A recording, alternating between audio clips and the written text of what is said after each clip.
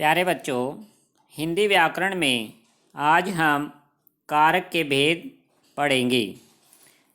कारक के 8 भेद होते हैं। पिछली बार बच्चों हमने कारक की परिभाषा याद की थी कि कारक क्या हैं। कारक भी एक तरह के शब्द होते हैं। ऐसे शब्द हैं जो कि वाक्य में संज्ञा या सर्वनाम शब्द का क्रिया के साथ संबंध बताते हैं या वाक्य में दूसरे शब्दों के साथ संबंध प्रकट करते हैं।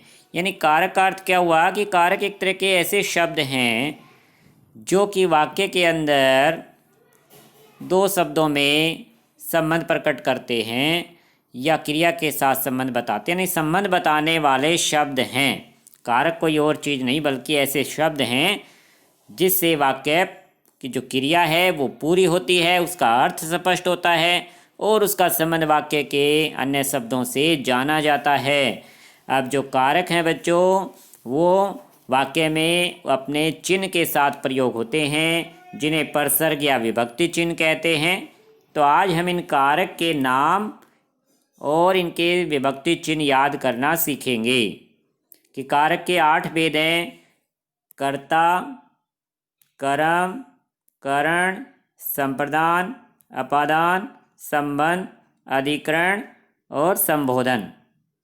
ये कारक के 8 भेद हैं। तो सभी के नाम के आगे कारक लग जाएगा कि कर्ता कारक, कर्म कारक, करण कारक, इस तरह से इनको पढ़ा जाए। अब साथ में हमें इनके परसर्ग यानी विभक्ति चिन्ह को भी याद रखना है, क्योंकि वाक्य के अंदर बच्चों ये विभक्ति चिन्ह के नाम से ही यानी इन चिन्हों के आधार पर, इन चिन्हों से ही इनकी पहचान की जाती है।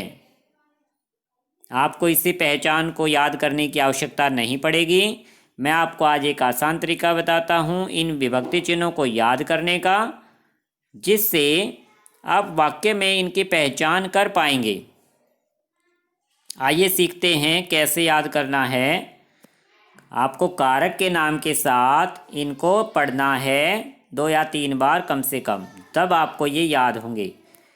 देखिए ऐसे कि कर्ता ने कर्म को करण से संप्रदान के लिए अपादान से संबंध काके की अधिकरण में पर संबोधन हे अरे।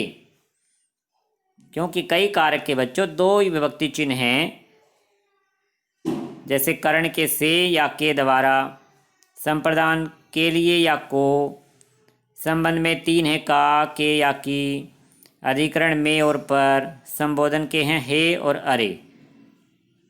तो इनको याद करने का यही तरीका है बच्चों कि इनको एक साथ पढ़ा जाए कि कर्ता ने कर्म को करण से या के द्वारा, संप्रदान के लिए या को, अपादान से, संबंध काके की, अधिकरण में पर, संबोधन हे अरे।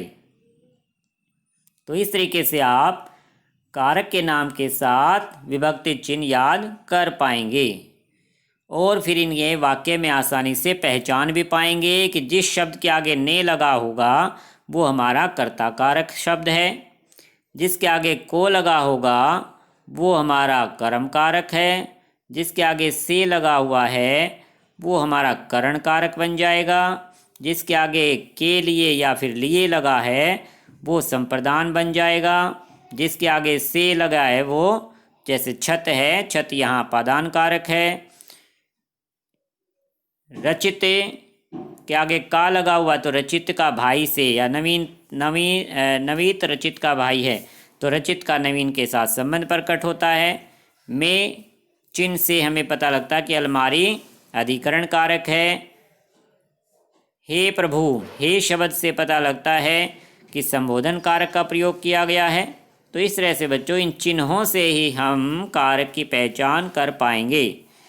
तो आज का काम क्या है आपका कि आप कारक के नाम, कारक के जो भेद हैं इनके नाम के साथ विभक्ति चिन्ह का नाम पढ़ें और इन्हें याद करें। कर्ता ने कर्म को करण से के द्वारा, संप्रदान के लिए को, अपादान से, संबंध का के की, अधिकरण में पर, संबोधन हे अरे। तो इस तरह से आप इनको सीरीज में याद कर पाएंगे। आपको ये 2 कॉलम अपनी नोटबुक में भी बना सकते हैं इनको पहले, और फिर इन्हें याद कर सकते हैं। ये आपको अगली क्लासों में भी काम आएंगे, क्योंकि हिंदी व्याकरण जो है बच्चों वो कभी नहीं बदलती। जब से हिंदी बनी है तब से यही हिंदी व्याकरण चल रही है। ये आपको आने वाली क्लासेस में भी सहायता करेंगे। इनके बारे में डिटेल में हम अगली बार पढ़ेंगे। आज आप इनके नाम और साथ में विभक्ति चिन्ह अवश्य याद करें। अच्छा बच्चों, धन्यवाद।